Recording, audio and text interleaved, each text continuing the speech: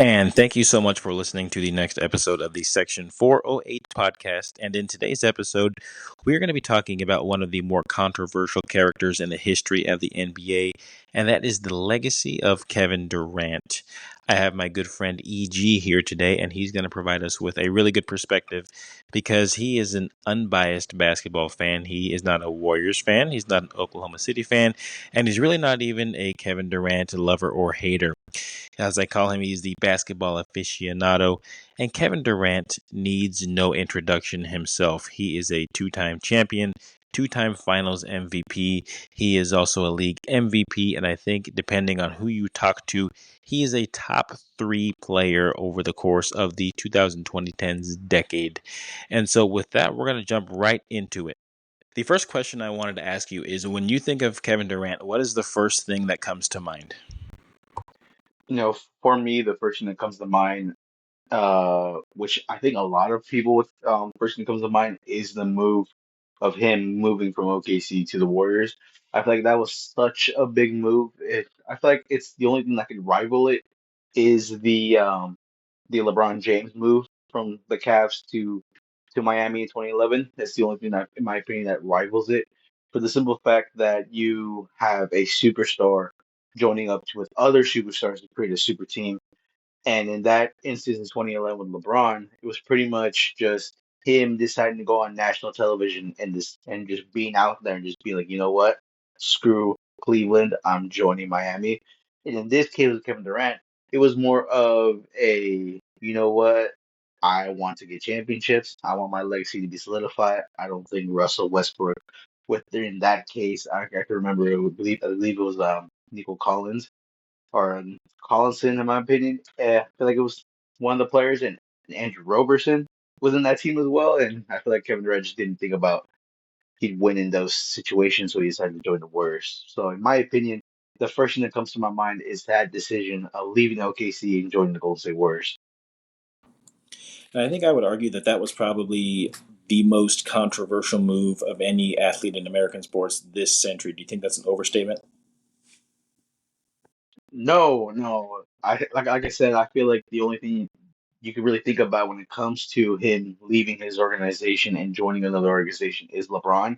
But in the case of the with the LeBron James situation, he was really joining his best friends, and it was something they thought about way before. And I feel like what would have been a bigger situation with the LeBron James if when it came to his move is if it Carmelo Anthony actually went through with his word. I don't know if you remember back when Carmelo was with the Denver Nuggets and before he made that move to the Knicks, it was rumored, and in my opinion, I feel like it would have made sense of that whole '04 class. They were rumored to everyone to join D Wade in Miami or to join D Rose when it came to LeBron, Chris Bosh, and Carmelo to join them to go to the Chicago Bulls to join D Rose and try to win the championship there. So I feel like if Carmelo Anthony would have actually gone through with his word and joined up with his friends, I feel like that could have been the major one. But because Kevin Durant decided to join as 73-9 Warriors, that really beat them beforehand, and basically in that situation when it comes to that joining a team that also beat him, I feel like that also became number one when it came to the most controversial move in sports history. Absolutely. And I think what people have forgotten is KD was loved before he joined the Warriors. They were kind of like not the lovable losers, but people were pulling for them to win a ring. And then I think he thought that he said they were not going to win in Oklahoma City, even though I disagree. They would have had a shot. And let's start when he joins the Warriors. So he joins the Warriors, like you said, 73-19. And I do remember as a Warriors fan, during that season, people were saying, I saw on ESPN, there were rumors that Durant was interested in joining the team. But I think it got a lot worse because even if he had interest before, they were up 3-1 on the Warriors. Obviously, the Warriors come back and win. And then a month later, he joins them. What do you think as a basketball fan about that move and how it has affected his legacy in hindsight? When it comes to his legacy, in my opinion, it affected him drastically. Like you said, him being a beloved player in OKC, OKC would ride or die for him. It was him, Russ. At that point, James Harden had left. And it was pretty much the idea of a superstar that would have had legendary status. It didn't matter if they win a championship. He would have had legendary status in Oklahoma. And him deciding to move, as a fan, in my opinion, I saw it as a opportunity for him to win. And I thought of it two minds. First it was the logical basketball frame, mindset of a player taking advantage of the situation. I don't know if you remember during that time, there was an unusual salary cap spike during that time where for some reason and somehow there was enough of a spike that the Warriors were able to afford not one, not two, not three, but with Kevin Durant, four max players. And in modern NBA history, and you can look at it as before, and in ancient history because of the NBA, there has never been a point in time where you're able to have four max contract players signed to one team and still have a bench unit that would complement that team in order for them to win more games. So there was that mindset of me just being like, that's a basketball move. He has it, well done. But then there's the NBA side of me that is pretty much oh my God, what the hell did he just do? And I think, like the rest of the world, he was a snake in that situation.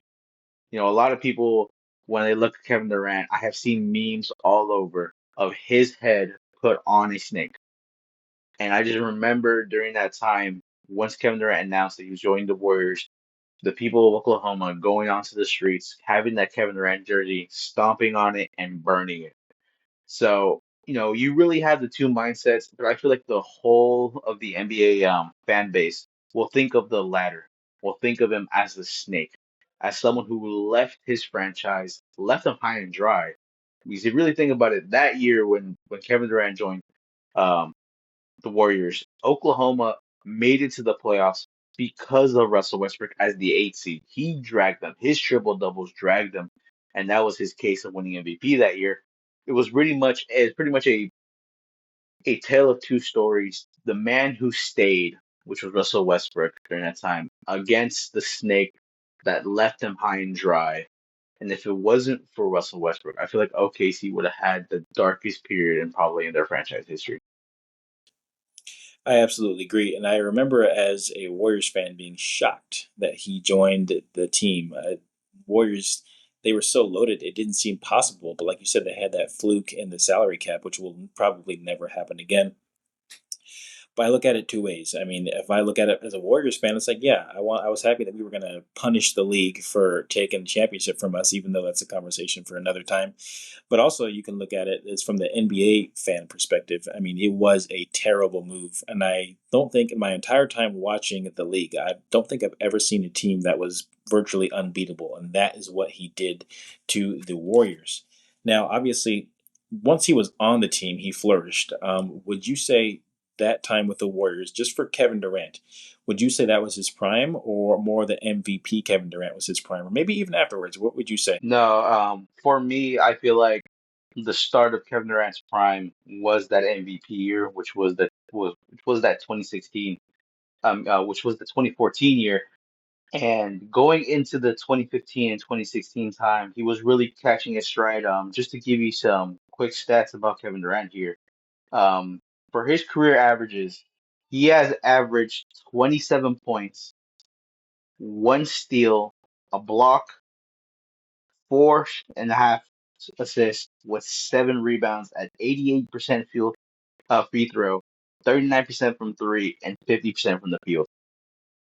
If anything, his prime has extended and gone past the point of the Warriors' time into Brooklyn. Now it's Phoenix in entering the Houston time, which we are at now.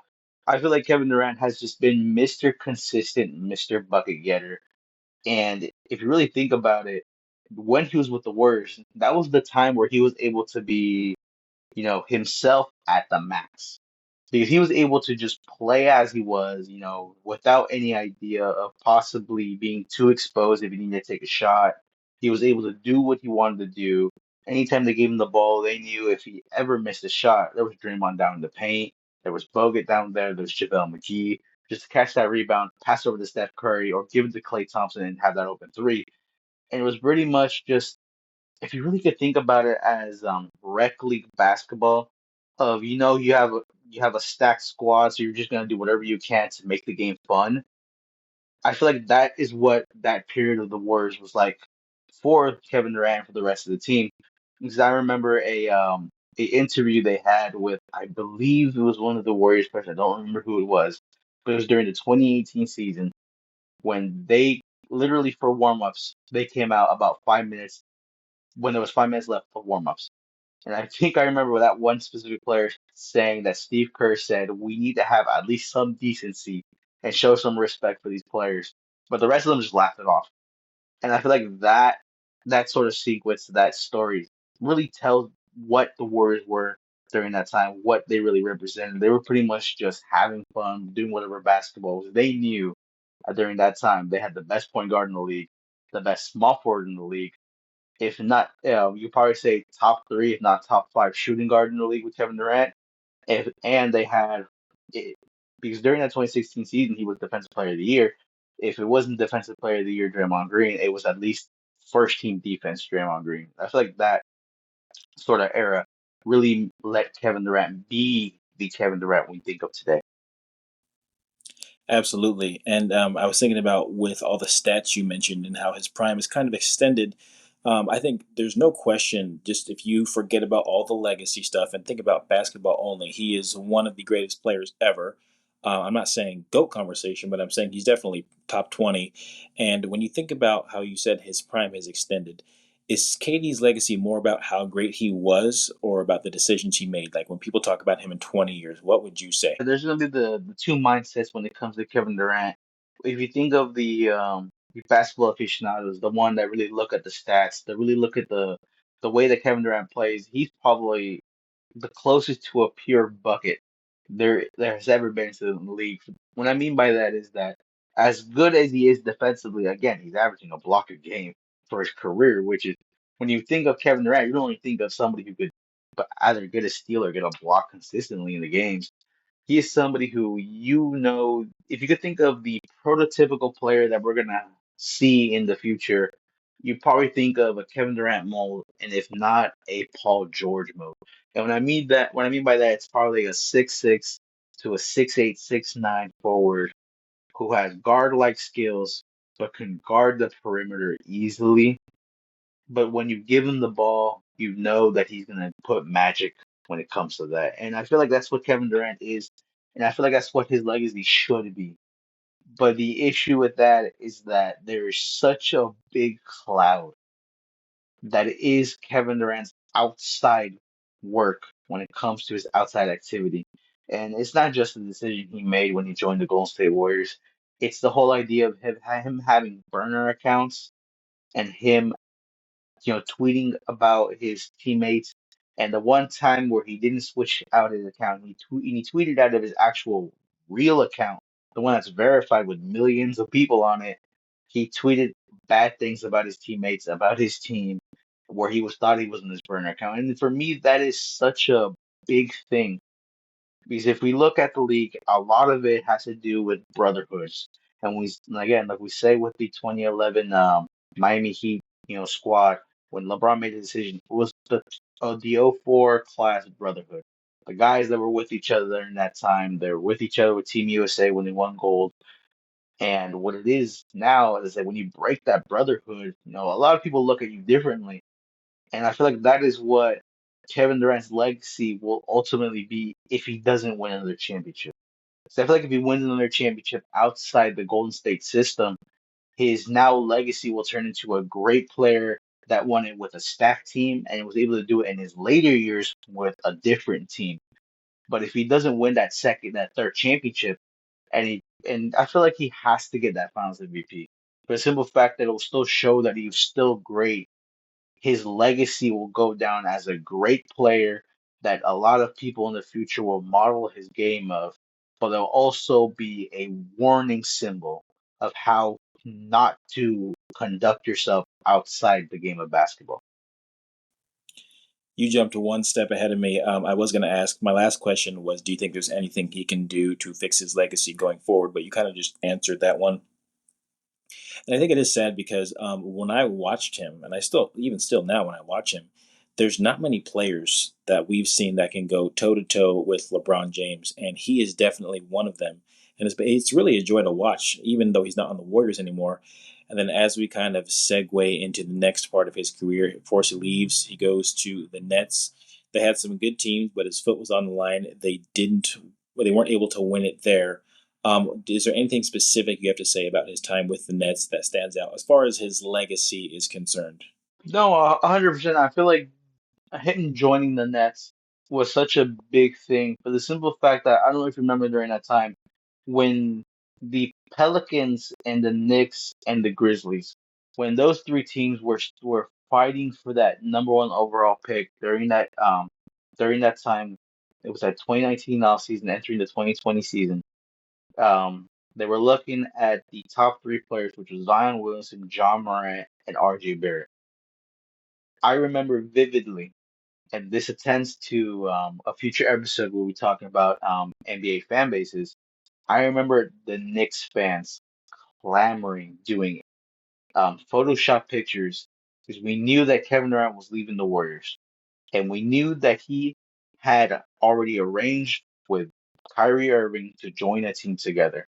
And I remember fan edits, Photoshop pictures of Zion Williamson, Kevin Durant, and Kyrie Irving all in one to Imagine that. to win. I know, imagine that. That would have been if we think of a perfect world, there's a little segue, but if we think of a perfect world where Zion Williamson never got injured, where he kept his mindset always to basketball, never got in many instances, according to many people, shout out to Stephen A. Smith, fat. If he'd never gotten fat, never gotten injured, and Kevin Durant and Kyrie Irving joined the Knicks, I feel like that could have been his legacy when it comes to winning championships and bringing championships back to New York. I feel like that could have surpassed anything that would have happened. But when it comes to him joining the Brooklyn Nets, I feel like that offseason was crucial of whether or not Kevin Durant would finally leave the Warriors shadow. And the sad part is during that playoffs in 2021, when Kevin Durant is finally healthy, and you had Kyrie and you had James Harden, I just remember once they played against the Bucks, Harden got injured. And that's when I realized that, oh my God, this can go either one of two ways. Either Kevin Durant and Kyrie flame out, and his legacy will just be he can win the with the Warriors. Or the second thing that could have happened was Kevin Durant would have dug in his heels and gotten out of the mud and would have won that series. The issue with that is when it comes to reality, he did the last part. He got it out of the mud. Kyrie Irving was basically without a hamstring. James Harden did the same thing, and Kevin Durant was carrying that team. But the issue was his foot on the line. I feel like if he would have won that championship, when we talked about how Kevin Durant will be remembered in the future, that could have been the catalyst. That could have been where we would have gone to a different timeline, and Kevin Durant would have been this great player, possibly top 10, if you really think about it. But the issue is his foot was on the line. The next season, Brooklyn turned that. James Harden decides to leave. He joins Philly. And I feel like his career, when it comes to his playoff success and how people view Kevin Durant, went downhill from that point. Once the 2021 season ended, Milwaukee became champions, and this is something that I'm pretty sure you will talk about a little bit about this. But when the Warriors won that championship, when Curry lifted that Finals MVP, that is when his career, his mindset, the way people view him was at such a high pedestal. But once that happened, it plummeted because the whole argument with that would have been the Warriors won before Kevin Durant and they won after Kevin Durant. And I feel like that whole stretch between 2020 and 2022, it really showed And I feel like it put a target on Kevin Durant's back that if he didn't win another championship, his legacy would be he needed the Warriors and the Warriors didn't need him. I don't know what you think about that one. That is perfect because that was my next question. And going back a little bit from the Warriors' perspective, of course, they win in 2015, but Kyrie Irving and Kevin Love were hurt. And then the argument was that LeBron James might have won if they had Kyrie and Kevin Love. And I think, honestly, there is some truth to that. Then 2016, the Cavs come back from down 3-1. And I do remember the narrative being like, which really annoyed me at the time, by the way. It was, the Warriors can't beat the Cavs. We've seen this already. The Warriors can't beat the Cavs. The Cavs are going to own them. And I think for a lot of NBA fans, the thought process was LeBron and the Cavs are going to rattle off their own dynasty. Fast forward, Kevin Durant joins the Warriors, and they kill the Cavs the next 2 years. And people were saying, "Oh, you needed Kevin Durant to win. You couldn't beat the Cavs without Kevin Durant," which again, as a Warriors fan, annoyed me because I mean, Warriors had them down 3-1 and needed a historic comeback for that to happen. But then the next few years, all we hear is Curry needed KD, Curry needed KD. And then for me as a fan, the 2022 championship was probably the most satisfying one because it was basically the original core, and they proved that they did not need KD to win. And I remember listening to all these different segments talking about how damaging it was for Durant's legacy. And for you, how damaging do you think? I know you kind of talked about it, but I'll point it to you directly. How damaging do you think the Warriors 2022 title was to him and for his legacy? No, yeah, for me, in my opinion, I feel like it was really damaging because, um, a lot of time, people say you don't believe, NBA Twitter and how they speak. But when it comes to Kevin Durant, a lot of people still gave him the benefit of the doubt of, oh, it's the Warriors, he had to join a super team, things of that nature. But when the Warriors won that, you know, fourth championship, when the core came back, and what really, as me as an NBA fan, even though I'm a Lakers fan, me seeing not just Curry, Clay, and Draymond, celebrating the championship, but me seeing Iguodala. I know he's one of your favorite players, Iguodala, but seeing him also there and all four of them lifting up the four to show the fourth championship, I feel like that was like a sort of surreal moment, and I really showed that when it came to Kevin Durant being in the Warriors, even though he was a teammate, he was a part of the team, he wasn't a part of the core. He wasn't a part of the family. He wasn't a part of anything. Because if you really think about what Warriors were, what was the Warriors' mentality? You had Steph and Clay, the Splash Brothers. You had, you could say that the pit bull down low with with Draymond Green, and then their center was pretty much the guys who could do whatever was left in order to make the win. You could think of Andrew Bogut, a strong, low center, low gravity body, down there, grab some rebound, dictate a little bit of the play. Before that, you had David West, probably a little about the same became him. And then you had JaVale McGee, which was more athletic center that could catch lobs, catch more rebounds, and be more of a mobile big down low compared to David West and Andrew Bogut when it came to that core. Then off the bench, obviously, you had Sean Livingston, the midi machine, the guy who you always knew inside the arc, he was always making those shots. I feel like they were the core. When Kevin Durant was added, the core stayed the same, but they just, instead of focusing all on Steph put his foot off the off the acceleration and pretty much let it go on cruise control and let Kevin Durant take everything that he needed, but he knew at the end of it, the core would stay the same, the family would stay the same, and they basically trusted that instinct. And I feel like with Kevin Durant in this situation, he saw it and wanted to chase it again. Yeah, I feel like he's never really found a true home since leaving Oklahoma City. You could argue the Warriors from just a basketball perspective, but he never found a home as good as Oklahoma City for himself. And kind of to wrap this up, I have one last question for you. And you can, this is obviously your opinion. You don't have to be an unbiased basketball fan. How will you remember KD in 20 years? If I think of me personally, me not being the basketball aficionado, me thinking myself as a fan, as a Lakers fan, when I think of Kevin Durant and what I probably feel like his legacy would be, if we think about it, if he were to retire today, he retired today, he just joined Houston, let's just say they were the 3 seed, knocked out in the second round. He decides to call it quits at the end of the season. I feel like Kevin Durant, when people think of him, they think of a top 15, the top 25 player all time. Again, former league MVP, multiple time All NBAs, multiple time All Stars, a consistent 26 to 27, point per game shooter. I feel like people are still going to think of him leaving OKC, him only winning with the Warriors. And I feel like people are going to praise him for being a prototype to what the NBA will be in the future when it comes to wings. But I feel like they're also not going to give him the credit he probably deserves when it comes to in the future. Because I feel like that is what Kevin Durant is trying to avoid.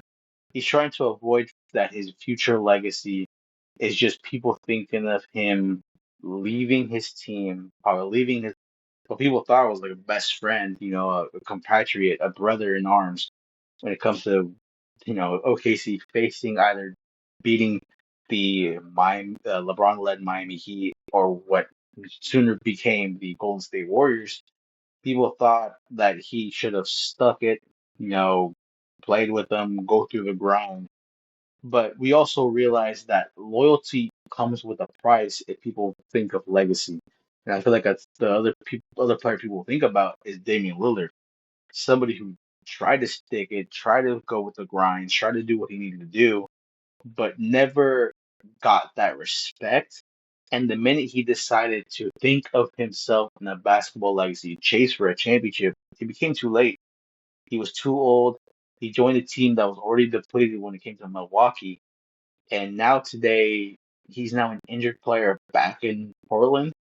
You could almost say he went back home with the tail between his legs. And I feel like that's what Cameron didn't want to be, but I feel like he became the extreme example of him wanting to chase legacy, get his rings, but at his point, he did it such infamous way that his legacy, even though he's a champion, people will think of him as a snake, somebody who left his brother, rather than a Damian Lillard. When he finally tried to do it, he got sympathy for coming back.